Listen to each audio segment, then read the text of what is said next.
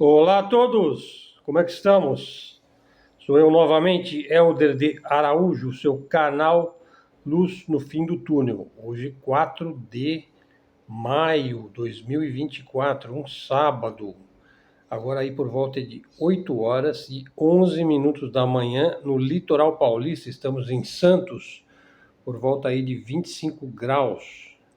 Temos alguns assuntos hoje para tratar com vocês. Veja, o Congresso dos Estados Unidos acaba de aprovar um projeto de lei que vai provocar um verdadeiro furor, é uma verdadeira aberração jurídica. É a criminalização de um notório fato histórico, ou que assim é considerado pela tradição histórica. Quem falar no fato histórico de que os judeus levaram Jesus à morte será considerado antissemita.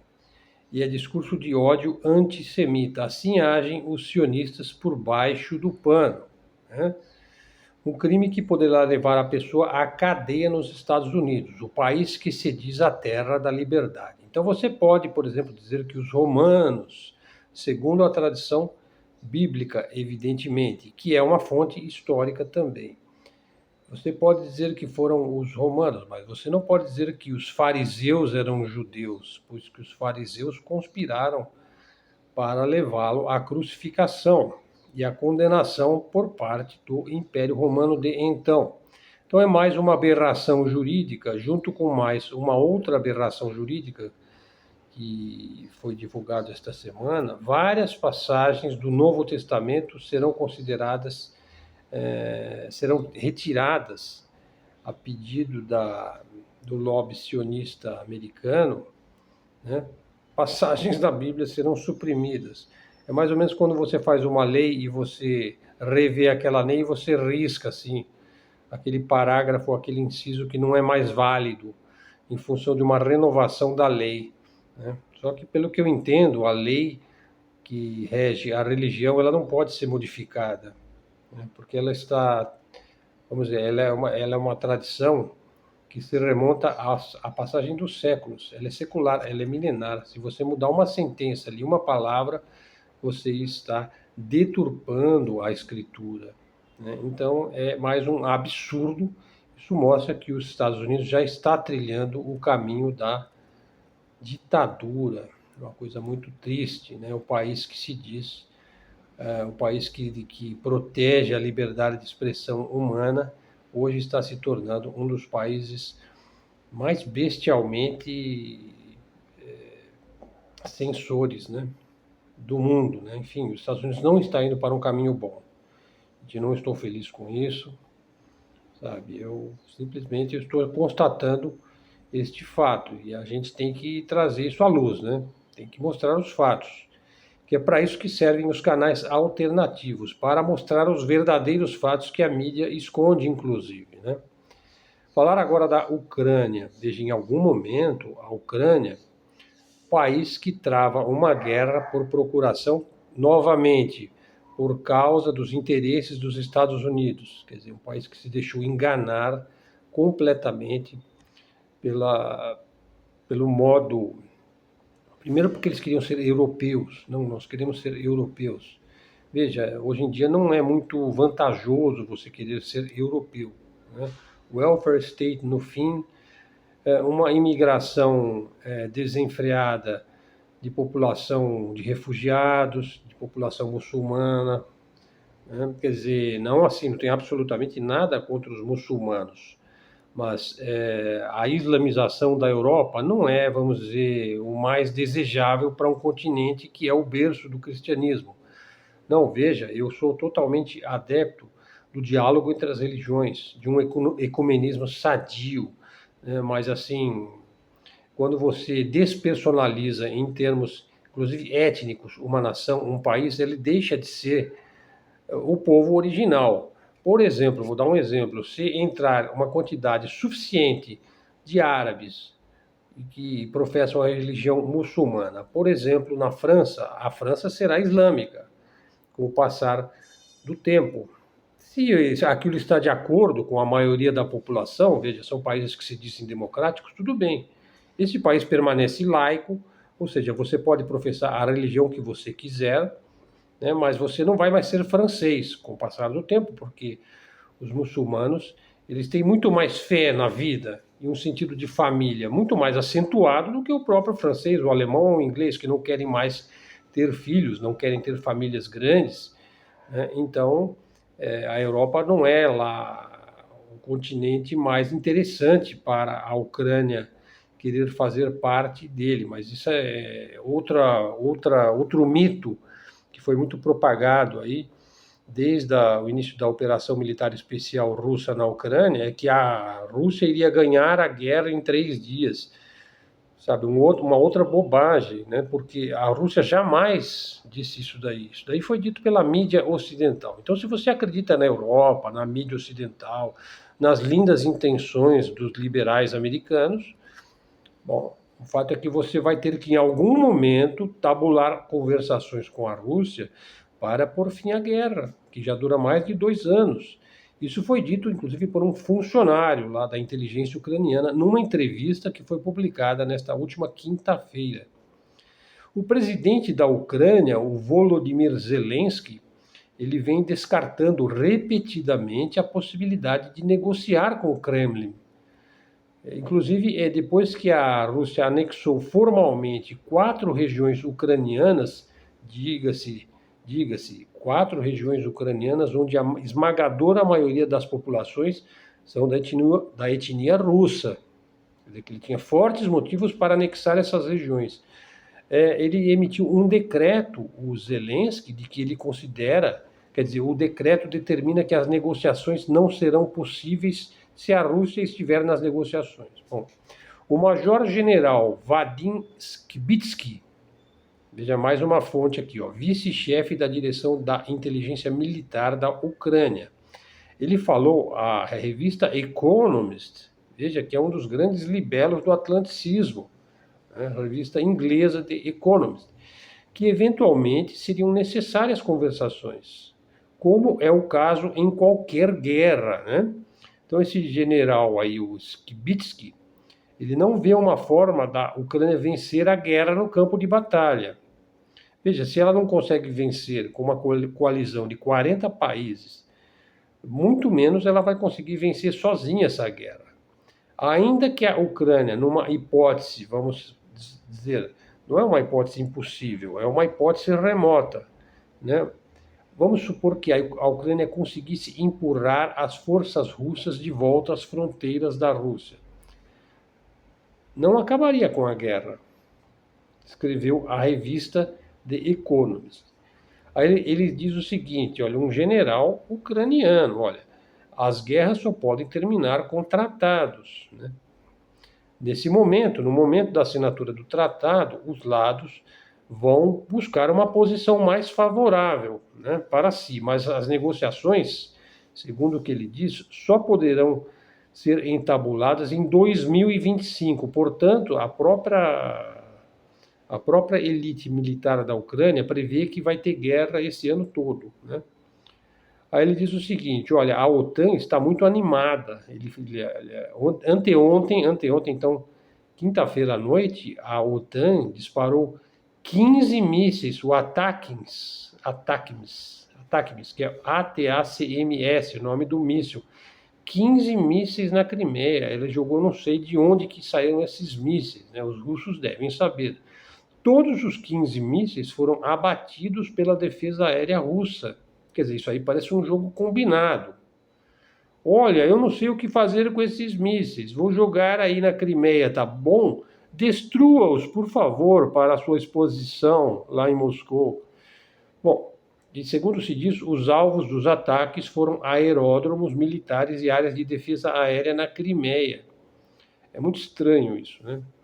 Zelensky, o flagelo do povo ucraniano, sinto dizer, disse que a Rússia não foi convidada para a cúpula de paz, que é planejada para a Suíça em junho. Imagino que a elite ucraniana costuma passear lá na Suíça, né? Não há garantia alguma de que Moscou vai negociar de boa fé. Bom, se você não negocia de boa fé, eu acho que quem está com má fé aí não é Moscou. Moscou está querendo o Tratado de Paz desde março de 2022, né? Ministro dos Negócios Estrangeiros, chamado Dmytro Kuleba, pareceu evocar os mesmos pensamentos do general Skibitsky numa entrevista para a revista Foreign Policy, dizendo: o objetivo da cúpula de junho na Suíça é unir países que partilham princípios sobre os quais construirão futuras ações. Quer dizer, então você vai fazer um tratado de paz, né, partindo de princípios comuns. Aí ele diz o seguinte: a comunicação com a Rússia poderá ocorrer, a Rússia poderá fazer parte das negociações. Veja, você não pode acabar com a guerra sem ambas as partes, principalmente quando você está perdendo, né? Daí o presidente russo Vladimir Putin e outros altos funcionários russos dizem que a Ucrânia não quer fazer nenhum tipo de acordo. Na verdade, ela está bloqueando qualquer tentativa de acordo. Na verdade, a Ucrânia está obedecendo os seus chefes da OTAN, ou somente do Pentágono, né?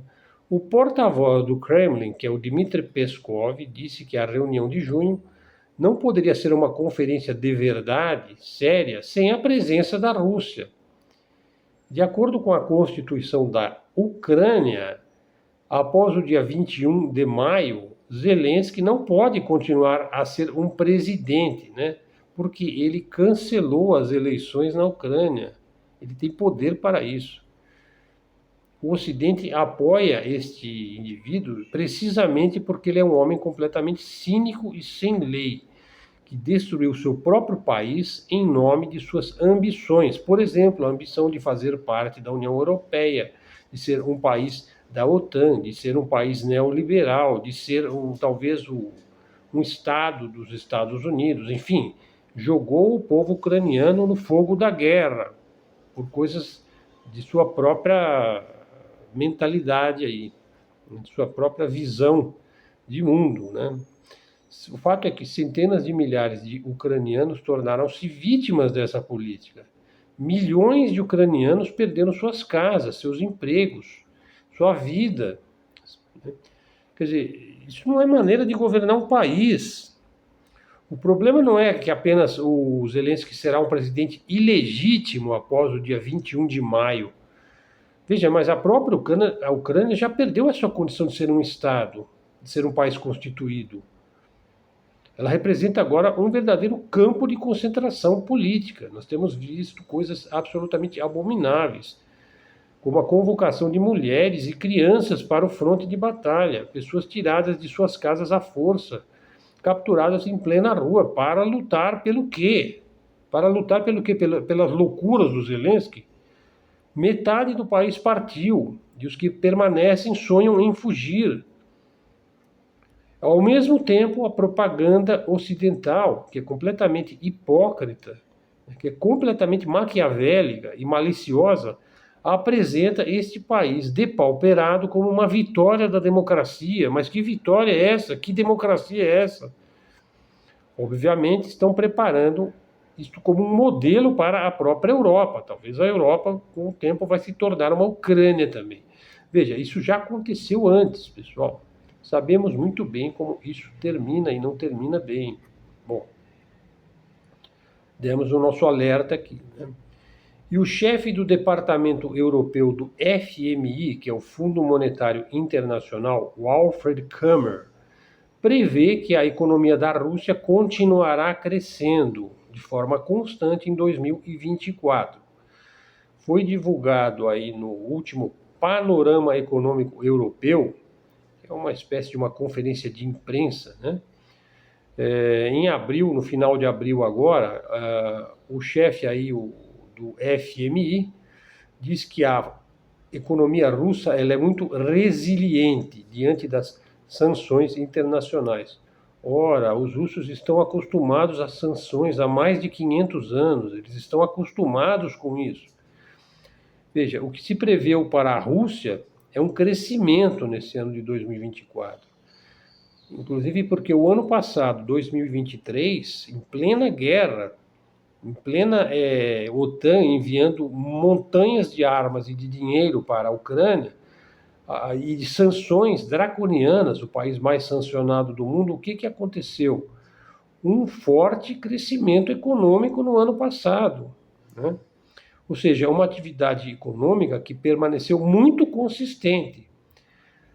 O petróleo se manteve num volume de exportação constante, inclusive mesmo quando os preços do petróleo oscilaram para cima e para baixo, ele continuou sendo vendido, se não mais para a Europa, que despreza o petróleo e o gás russo comprado diretamente, mas a hipocrisia é tão grande que eles continuam a comprar o petróleo e o gás russo, por exemplo, através da Índia, através da Indonésia, através da China, através até do Japão, né?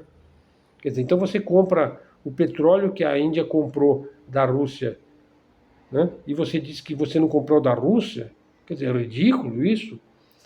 Segundo o representante aí do FMI, a Rússia tem uma recuperação no seu consumo interno, olha só. Os salários reais estão crescendo e o mercado de trabalho está consolidado, um baixíssimo nível de desemprego. Ou seja, houve um boom de investimentos em empresas estatais, particularmente, como não podia deixar de ser, nos setores de segurança e de defesa. É o forte da Rússia, é defesa, é força militar. Assim como também um aumento no investimento relacionado à substituição de importações, que é um negócio fantástico e que o Brasil deveria seguir o exemplo de substituir importações e produzir tudo de que a gente necessita aqui mesmo no Brasil para os brasileiros, né?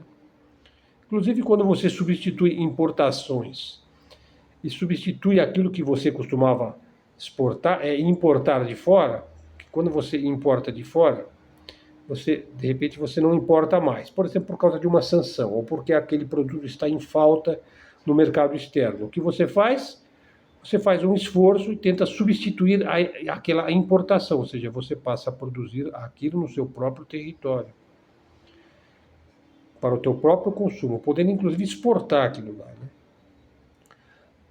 Continuando aí o FMI, né? Ele diz que para 2023 a Rússia foi muito bem, e para 2024 vai haver perspectivas de ainda um maior crescimento. E o presidente russo Vladimir Putin anunciou que, veja, isso aí já é outro tipo de informação, anunciou que a Rússia apoia o Iêmen no futuro.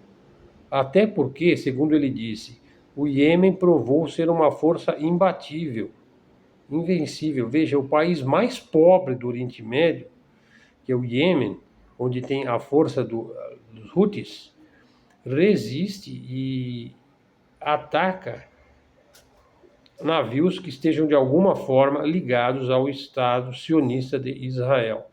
Na verdade, quando o Putin ele anuncia isso daí, que ele vai apoiar o Iêmen, é claro que isso é um recado para a Arábia Saudita e para os Emirados Árabes Unidos, que são países tchutchucas dos americanos e dos interesses dos americanos, né? São países que se gabam, né, de serem ocidentalizados, né? É uma coisa estranha, porque eles não conseguem manter suas tradições sem se estereotipar, né, para o tipo de cultura americana, né? A África também precisa se livrar de seus colonizadores europeus e a sua política eu ganho, você perde, né, que é a típica política do imperialista europeu, né? A política sino-russa é do tipo eu ganho, você ganha. Por isso que os chineses são tão populares e se espraiam para todos os continentes do mundo. É claro que é muito mais atraente eu ganho, você ganha, né, do que você ganha e eu perco, né? É muito mais atraente. Eu ganho, você também ganha. Quando eu ganho, você também ganha, né? Qualquer pessoa que tem um neurônio ativo sabe que é melhor o modo de negócio feito pelo chinês, né? Aliás, eu fiz um vídeo aqui nesse canal, no nosso canal, sobre o Sahel. Vocês encontram aí um vídeo, ele é bastante informações aí, muito recentes sobre o Sahel, que é aquela região na África, né, que fica todo o sul do deserto do Saara, o Sahel. Eu já fiz um canal ali e falei dos principais países africanos que estão formando ali um bloco, possivelmente a Confederação do Sahel, né? Então ali você tem Mali, Níger, Níger, onde acaba de tomar a base ali, metade da base agora ficou a cargo das tropas russas, está dividindo uma base ali no Níger, com uma base americana no Níger, metade da base agora é russa, né? Eu imagino que os russos de um lado, os americanos de outro, vão jogar baralho, né? Agora, não sei se eles vão jogar pôquer ou xadrez, né? O russo gosta mais de jogar xadrez, o americano gosta mais de jogar pôquer e blefar, né? Vamos ver o que vai acontecer ali naquela base americana no Níger. E também outros países, Burkina Faso, o Chad, são países que fazem parte aí do Sahel e se rebelam agora contra a nociva presença ocidental em seu território, em seu continente. Veja, o senhor Macron perdeu importantes fontes, né, inclusive de minerais estratégicos aí, inclusive para a indústria de defesa. É por isso que ele esteve recentemente aqui no Brasil, né, em busca de nióbio, de urânio, titânio, né? E o Ben Shapiro, veja, eu já segui esse indivíduo há uns anos atrás, que eu achava ele uma pessoa muito articulada, né? Ele é o queridinho dos neocons do establishment americano. E agora ele está mostrando aí o seu verdadeiro caráter, né? Na verdade, sempre mostrou, né? É um formador de opinião, com muitos seguidores no Brasil. Agora ele pede ordem de silêncio, é o famoso cancelamento, né? Que está mais associado aos progressistas, né, ligados aí ao Partido Democrata, né, que é o partido que é o herdeiro legítimo da Ku Klux Klan nos Estados Unidos, né? E agora o Ben Shapiro pede cancelamento, silêncio para comentários que não são do seu agrado. Veja, principalmente se alguém fizer alguma crítica ao Estado sionista de Israel. Essa é a cara do movimento neocon, do movimento neoconservador americano. Então eu indico para vocês o meu vídeo de ontem, onde eu falei sobre a entrevista do Dugin ao Tucker Carlson, onde o Dugin analisa o tipo de liberalismo que vigora hoje nos Estados Unidos. Veja, esse rapaz aí, ele é um secretário do gabinete do Nathaniel, né? O Nathaniel é o apelido que se dá ao Netanyahu, né? O que diria a imprensa ocidental, continuando, pessoal, o que diria a imprensa ocidental se 2.200 estudantes e jornalistas ficassem um par de dias ali na China, né, presos, ou na Rússia? 2.200 estudantes vão ser presos na China por se rebelarem contra o governo. Olha, 2.200 estudantes na Rússia vão ser presos porque eles se rebelaram e fizeram comícios e manifestações contra a Rússia. Ou no Irã. Não, mas isso não acontece na China, nem na Rússia, nem no Irã. Isso acontece nos Estados Unidos. A imprensa ocidental diria que o regime está com medo, se fosse na China, na Rússia ou no Irã, que o regime está à beira do colapso. Pois é, mas é isso mesmo que o Ocidente está escolhendo para si mesmo. Então nós podemos dizer que a mídia está certa, né? Realmente o regime aí está com medo, né?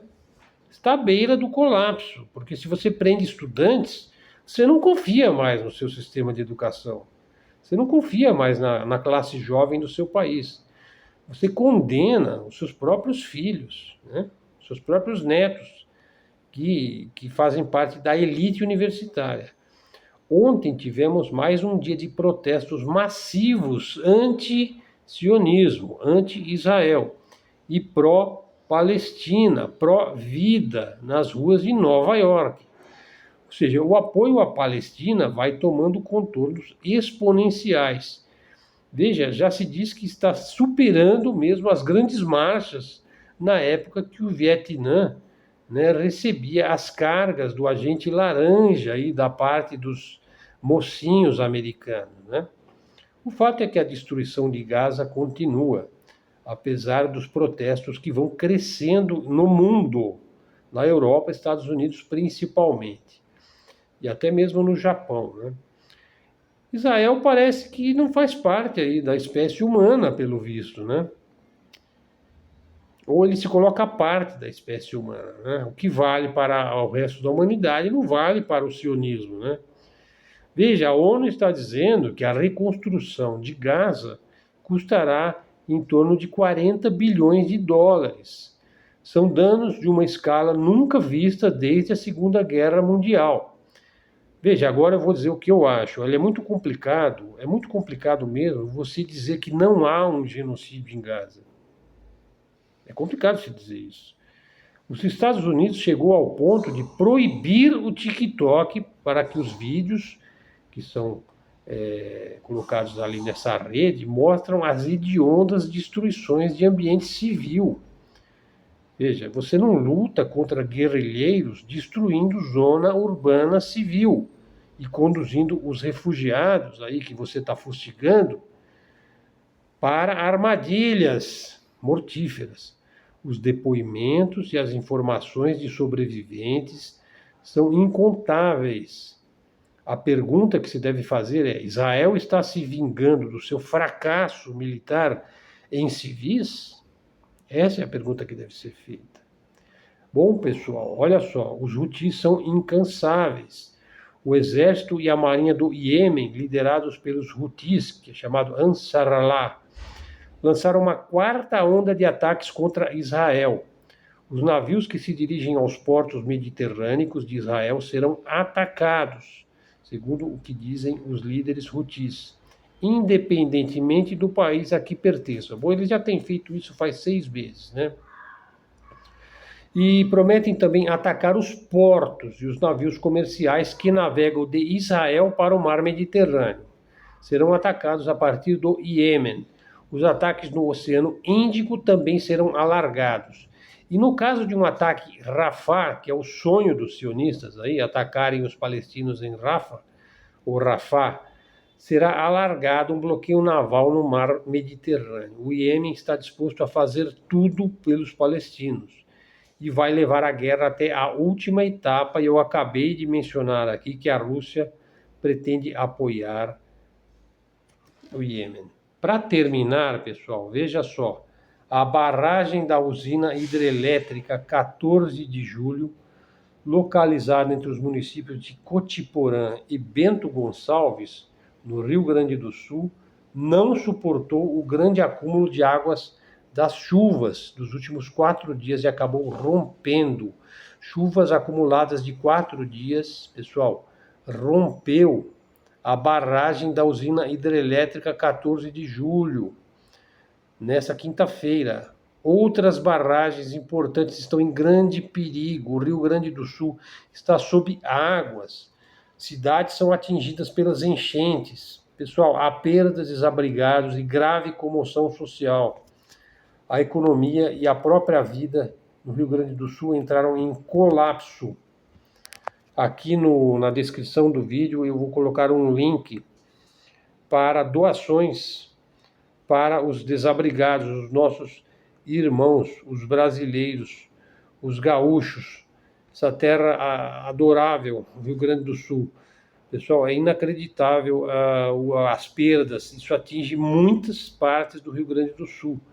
Essas chuvas torrenciais aí estão sacrificando. Eu vi alguns vídeos ontem no canal do Rubem Gonzalez. Pessoal, pessoas perderam tudo.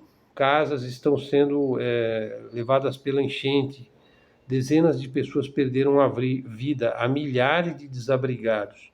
Então, quem puder ajudar e mandar algum víver, algum mantimento, algum alimento, enfim, qualquer forma de doação, na descrição deste vídeo. Pessoal, muito obrigado a todos por sua atenção. O vídeo ficou com 29 minutos. Mídia alternativa, independente, canal de livre expressão e livre comunicação. Espero que vocês apreciem os nossos conteúdos, coletados diretamente dos canais mais importantes da mídia alternativa e de várias fontes. Se você gostou do vídeo, traga um seguidor para o canal, dê um like, faça um comentário. Se quiser ajudar o canal, tá o Pix aí na descrição. Obrigado a todos. Até a próxima e fiquem com Deus.